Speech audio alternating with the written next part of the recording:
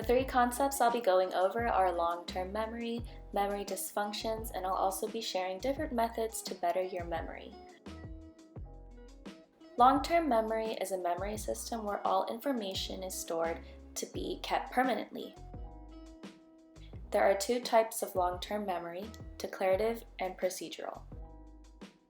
Declarative memory consists of factual knowledge and memories of past events. For example, we know that George Washington wore wigs and that he was the first president of the United States.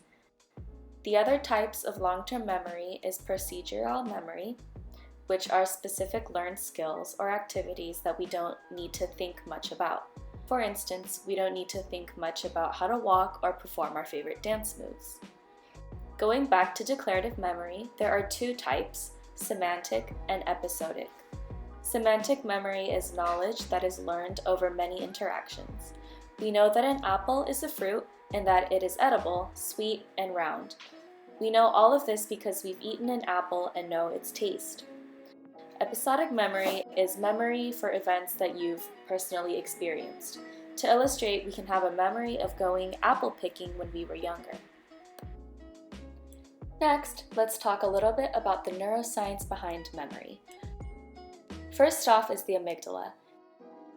The amygdala is not only responsible for regulating emotions, it also transfers new learning into long-term memory. The hippocampus is responsible for consolidating memories and also takes information, registers it, and temporarily stores it away until it's ready to be sent to long-term memory. Last is the temporal lobe. This is where memories are stored and retrieved from. Serial position effect refers to a phenomenon where on a list, the probability of retrieving an item from memory depends on its placement on the list. Primacy effect suggests that information earlier on in the list is easier to recall, while recency effect states the complete opposite, that information at the end is more likely to be recalled. In order to observe the serial position effect in person, I decided to do a small experiment. I asked Nathaniel and Sydney if they could participate in this activity. Through text, I sent them a grocery list of various foods after they promised not to read it beforehand. I told them to spend 40 seconds studying the list, trying to memorize as much as they could during that time. After the timer was up, they wrote down all the words they were able to recall. In Nate's list, the very first two foods on his list were plain potatoes and sweet potatoes. Those were the second and third foods listed in the beginning of the list. Nate was also able to recall oranges, brown rice, and pears. All of these words were listed near the end of the list, proving recency effect. On Sydney's list, around half of the words she was able to remember were near the beginning section of the grocery list. For instance, sweet potatoes, normal potatoes, and apples were the second, third, and fourth item on the given grocery list. Another word that Sydney was able to recall was the squash, which was the second to last item on this grocery list. Both Sydney and Nate's results have shown supporting evidence of the serial position effect. Words at the beginning and end tended to be recalled much more than words in the middle area of the grocery list. There are many types of memory dysfunctions that can result from alcoholism, age, genetics, etc. First off, we have Alzheimer's disease. 1 in 10 people ages 65 and older have been found to have Alzheimer's. This disease is the degeneration of brain neurons, especially in the cerebral cortex where attention, memory, and awareness is centered. Symptoms include disorientation, progressive memory loss, and personality and mood changes. As of now, Alzheimer's is irreversible and has no cure.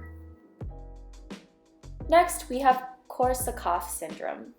This memory loss syndrome's number one cause has been found to be alcoholism.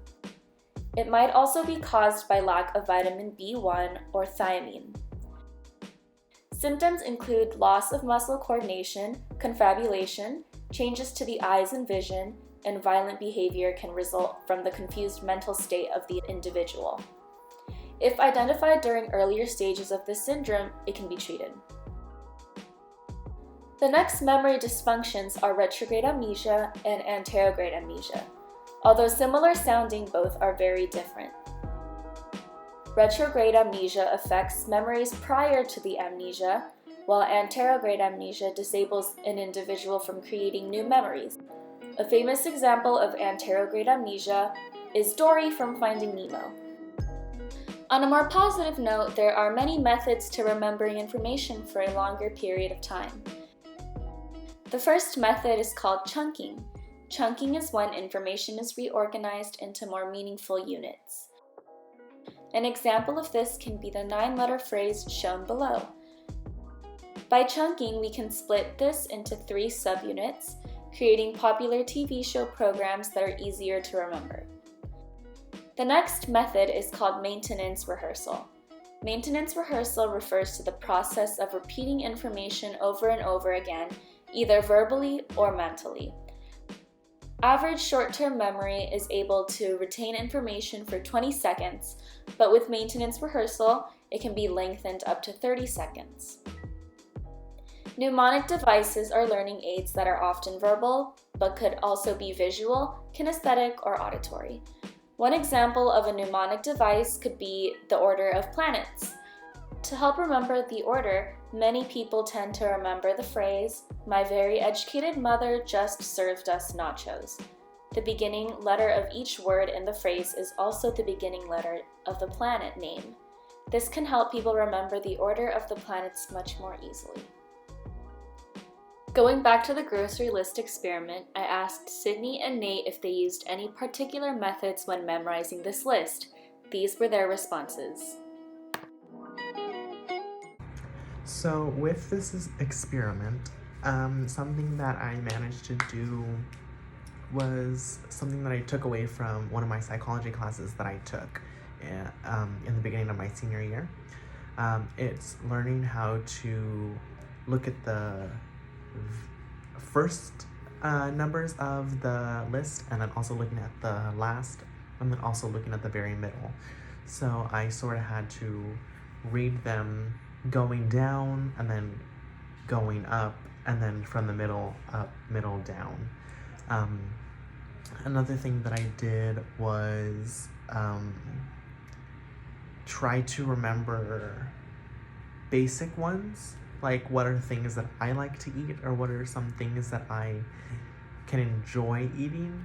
And so it just stuck with me, and then I was like, okay, so this was on the list, so let me write it down. That was a couple of the things that I used. One thing that was difficult was mainly just having to remember all of them, because I know it's hard when you're given a task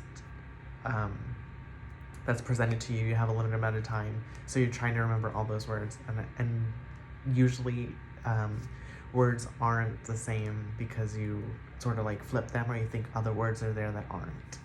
Yeah.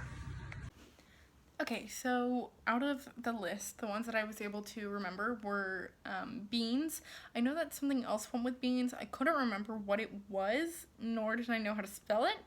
All I remembered was beans. So beans, sweet potatoes, normal potatoes, old-fashioned oats, carrots, apples, squash. I wrote carrot twice, and tangerine. I thought I was going to be able to remember more just because I was like, oh, I got this. I'm a theater student. I can memorize stuff super quickly, but apparently not. And I put some stuff twice on that list. But it was definitely, like, weird because, like, for me, I'm used to, memorizing, monologues and stuff like that.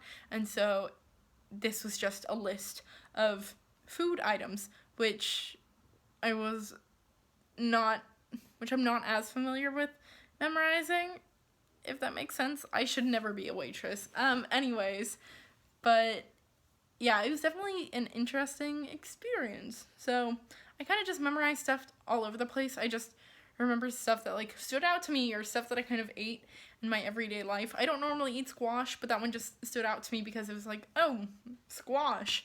But yeah.